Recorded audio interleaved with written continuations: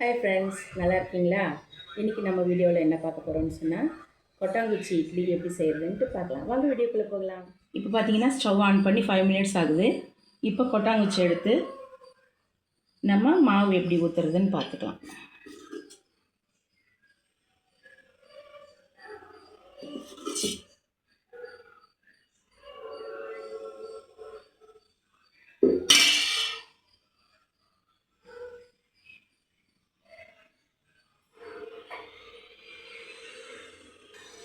நம்ம கொட்டாங்குச்சி ஃபுல்லாக மாவு ஊற்ற வேணாம், ஏன்னா இட்லி வந்து புஸ் புஸ்னு வரும்.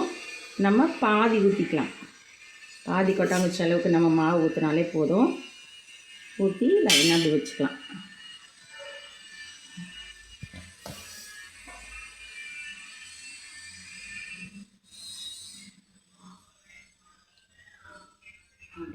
இப்போ 6 கொட்டாங்குச்சி எடுத்து 6 கொட்டாங்குச்சிலையும் நான் மாவு வந்து ஊற்றிட்டேன். இப்போ நம்ம மூடி போட்டுக்கலாம்.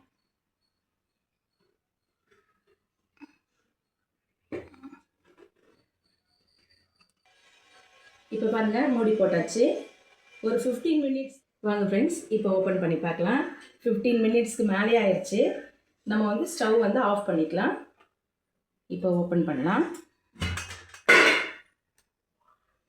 இப்போ இது நல்லா வெந்துருச்சான்னு பார்க்குறதுக்கு ஒரு கப்பில் தண்ணி எடுத்துக்கோங்க.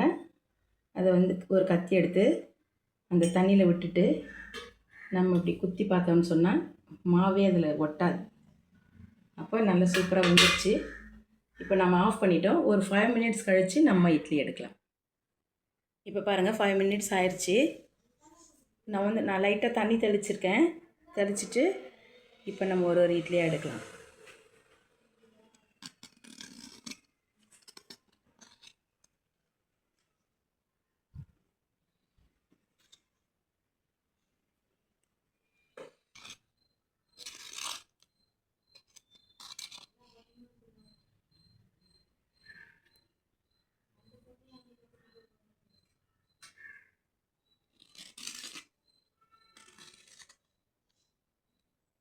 இப்போ பாருங்கள் ஃப்ரெண்ட்ஸ், சூப்பரான கொட்டாங்குச்சி இட்லி ரெடி.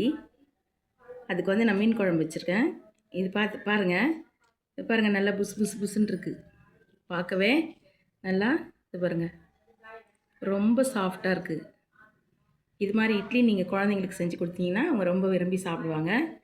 நம்ம இப்போ டேஸ்ட் பண்ணலாமா?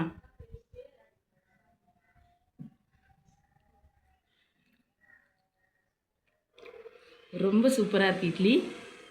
ரொம்ப சூப்பராக இருக்குது. நீங்கள் வீட்டில் ட்ரை பண்ணி பாருங்கள். இந்த வீடியோ உங்களுக்கு பிடிச்சிருந்துச்சுன்னா லைக் பண்ணுங்கள், ஷேர் பண்ணுங்கள், கமெண்ட் பண்ணுங்கள், சப்ஸ்கிரைப் பண்ணி பக்கத்தில் இருக்கிற பெல் பட்டன் கிளிக் பண்ணுங்கள். Okay, bye friends.